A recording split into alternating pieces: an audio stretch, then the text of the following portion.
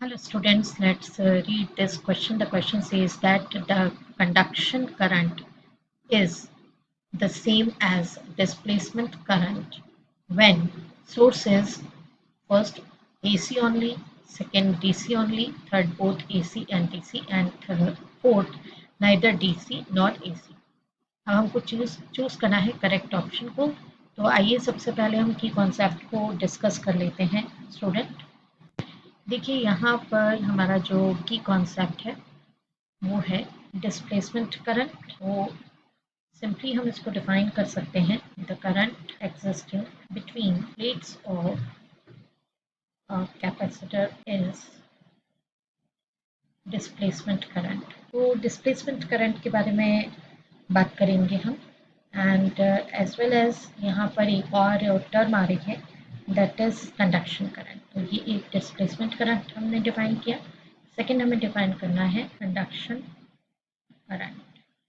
तो बच्चों यहाँ पे conduction current that means electric current which exist in a conductor. तो ये तो बात हो गई सिंपली डेफिनेशंस की।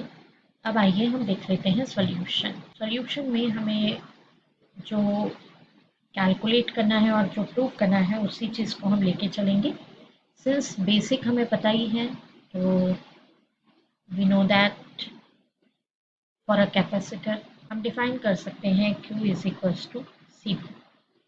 Q that is charge on capacitor and V applied potential होगा। तो देयरफॉर अगर मुझे I कैलकुलेट करना हो तो I that is dq by dt। अभी Q का वैल्यू हम पुट कर देंगे D by D T of CV that is C constant होता है कैपेसिटर के लिए, कैपेसिटी है उसकी एंड ये हो गया D V by D T. तो I का वैल्यू जो आया करंट का वो आया C D V by D T, right.